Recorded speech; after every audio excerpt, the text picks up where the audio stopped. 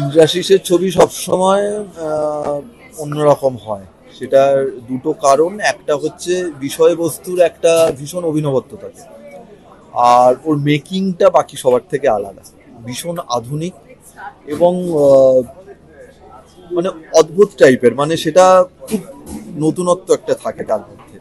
তা সব মিলিয়ে আমি ওর থেকে এক্সপেক্ট করি যে নতুন কিছু দেখব, এমন একটা কিছু দেখব যেটা আমাদের ভাবাবে। ওই সময়টুকু আমরা একটা অন্য জোনে থাকবো, যে জোনটা ও নিজে ক্রিয়েট করবে। তো এই ছবির ক্ষেত্রেও সেটা আমার এক্সপেকটেশন।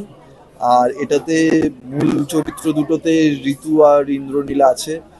ঋতুর কথা কি বলবো, এত বড় অভিনেত্রী। ইন্দ্রনীলও আমার খুব কাছের বন্ধু এবং খুব গুণী একজন অভিনেতা। ওদের কম্বিনেশন খুব ভালো করে ওয়ার্ক করবে, এটা আমার মনে হয়। আর এটাতে গান রয়েছে। ইন্দ্রাশিসের সাথে অন্য অনেকগুলো ছবিতে আমি কাজ করেছি, কিন্তু এইটাতে রণজয় কাজ করেছে। গান রয়েছে, ইন্দ্রাশিস আবার গান লিখেছে।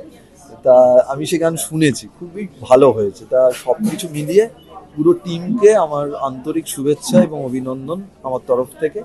আর 25শে জুলাই এই সিনেমা রিলিজ হচ্ছে, সবাই হলে গিয়ে দেখবেন এবং ভালো লাগলে সবাই সবাইকে বলবেন। ইন্দ্রাশিসের বিষয়ে অনেক বেশি জানে, সবকিছুতেই ওর খোঁজ খবর অনেক বেশি রাখে এবং ইন্দ্রাশিসের সঙ্গে ওর ভীষণ একটা অদ্ভুত যোগাযোগ রয়েছে।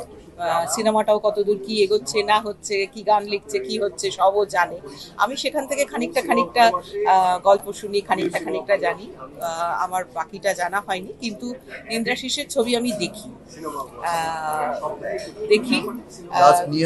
নিহারিকা দেখেছি, এবং আমার ওর যে কোনো বুদ্ধিদীপ্ত মানুষের ছবি দেখতে আমার ভালো লাগে। ইন্দ্রাশিসের ছবি অন্যরকম লাগে। আর এই ছবিতে ইন্দ্রনীল রয়েছে, ইন্দ্রনীলকে আমার খুব ভালো লাগে। আর ঋতুর তো কোনো ওর মতো অভিনেত্রী তো আমাদের খুব কম, সুতরাং এক্সপেক্ট করছি। নামটাও এত সুন্দর লেগেছে, সব মিলিয়ে একটা এক্সপেকটেশন তৈরি হয়েছে, এইটুকুই। আর সম্পর্ক যেটা বলছো, সম্পর্ক, প্রেম অপ্রেম, এটাই তো জীবন।